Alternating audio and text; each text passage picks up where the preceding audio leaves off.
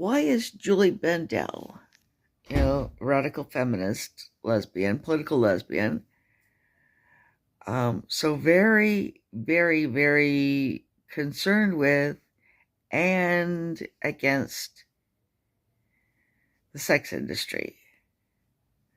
Why is she, so strongly in favor of deterring sex buyers?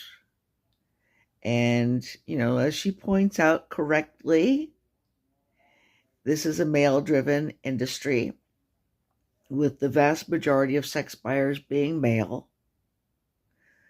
And she wants to deter the industry by making it illegal, by keeping it illegal or making it illegal to buy sex, but not illegal to sell it. She doesn't want the sellers, who are overwhelmingly female, to, to face any legal consequences. Okay, so why does she take this position? I really think that it has a lot to do with who she is. Well, and again, it's important to point out, she's not one of the people who wants men to confine their attentions to wives. She's not pro-marriage. She thinks that marriage, like prostitution, is part of the patriarchy, that it's part of the way that men show domination over women. A wedding ring is kind of like a brand. Taking on the husband's name is like being branded.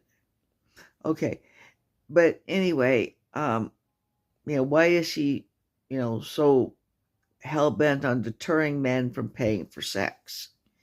And basically, why does she want to so badly to get rid of the sex industry?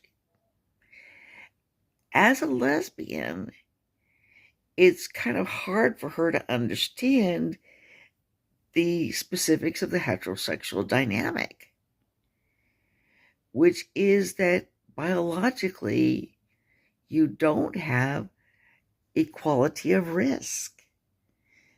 In a same-sex relationship, and probably this is especially true for lesbian relationships, you can have equality of risk.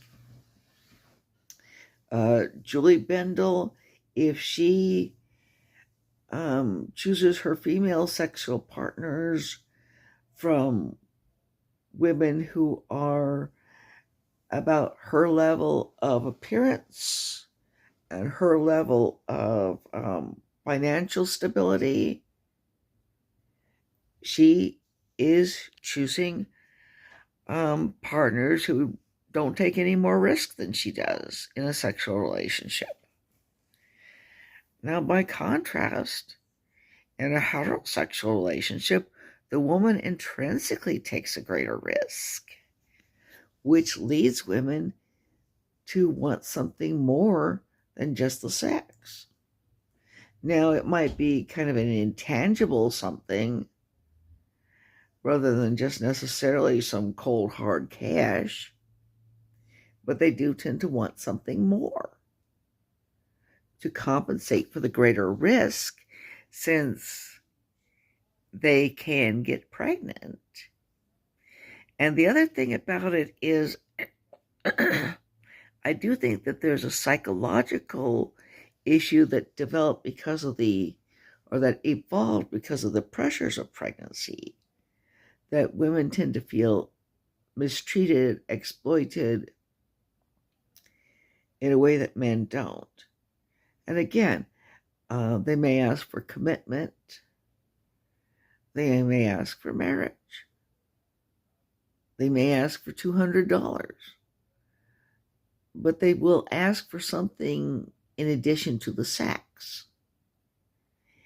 And this is kind of hard for somebody like Julie Bindel to understand, because she doesn't ask for her to feel the need for it, and neither do her female partners. Okay? And so, and the other thing about it, of course, is that she doesn't understand that a lot of times if the man doesn't pay for sex, he's kind of ripping the woman off because he might be misrepresenting himself. He might be lying to her. That's a lot worse than paying for sex. And finally, she's done a lot of research, and she's talked to customers of prostitutes who made misogynistic and male chauvinist comments. But the problem is, you can hear those from men who were, not customers. You can hear those from men who were celibates. You can hear those from faithful husbands,